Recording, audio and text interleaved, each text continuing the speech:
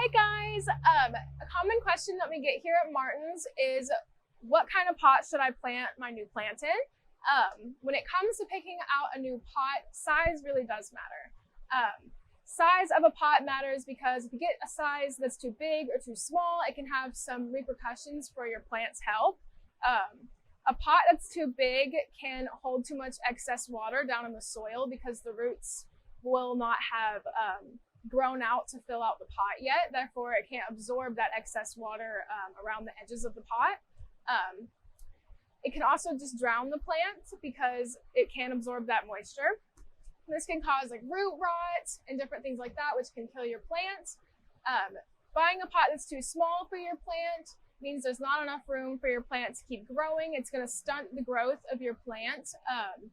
It also can cause a lack of oxygen flow around the roots, which can suffocate your plant, which will in turn, again, end up killing your plant, stunning its growth. And we want our plants to thrive and be beautiful and happy.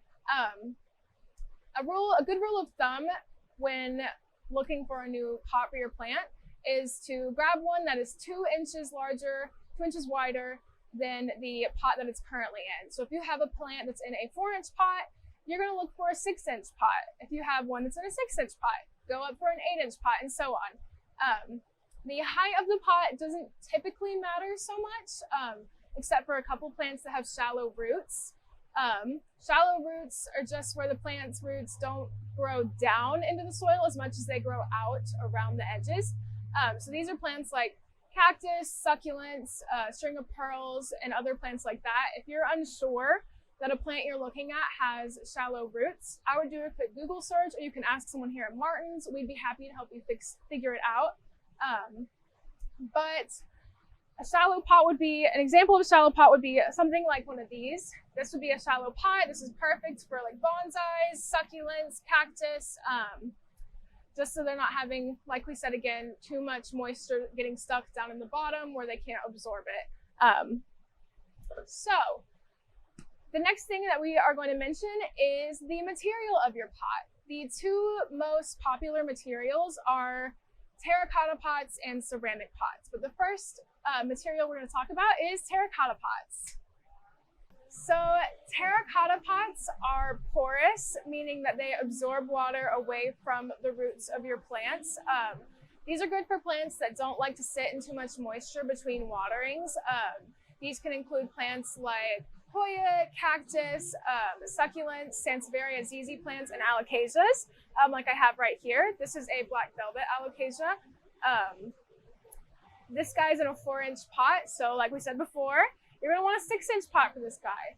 So he's going to want a terracotta pot because if you set them in too much water for too long, they're going to get root rot because they don't like all of that extra moisture. So this is going to be a perfect size pot for this. This is a terracotta. We have different shades of terracotta. We have some light gray, we have dark gray, and the typical classic reddish brown terracotta. All of those are going to be good options for your plants that don't like too much moisture around the roots. These are also good options for people that tend to overwater their plants. If you tend to baby your plants and you tend to water them a lot, this is going to be a good option because it's going to help your plant out and just kind of wick away the moisture from their soil. So if that's you, you love to baby your plants, you've lost a couple plants because you just overlove them, terracotta is going to be your friend. The next one we are going to talk about is ceramic pots. Ceramic pots are going to be better for water-loving plants that like a little bit, or don't mind a little bit of moisture between waterings. Examples of water-loving plants are going to be ferns, peace lilies, calatheas, African violets, and there's probably some others out there as well. An example of a ceramic pot is going to be like this guy. The example plant we have right here is an autumn fern. These are moisture-loving plants. He's in a 6-inch pot, so we would size him up to an 8-inch pot like this guy. So that's a really good option for water-loving plants. It's also a good option if you tend to underwater your plants, if you tend to neglect or forget about your plants a little bit, which is just fine, it happens. Life is busy.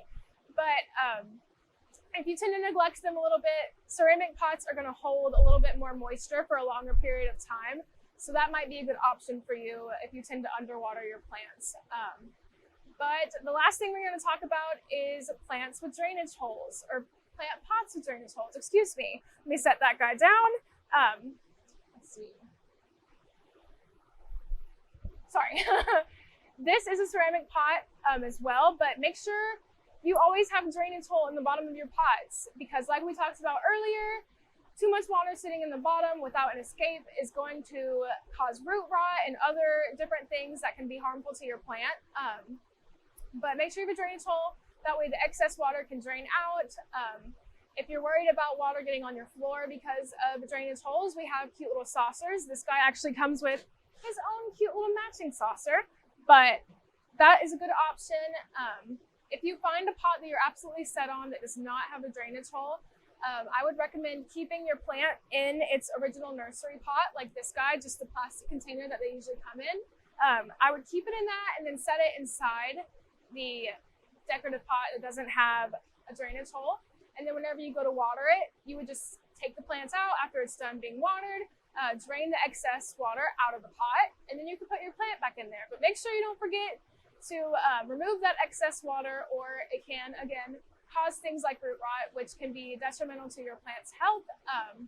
So if you are looking to repot your plants, we can help you find a pot here at Martin's. Just remember to look at the size, make sure it's not too big or small.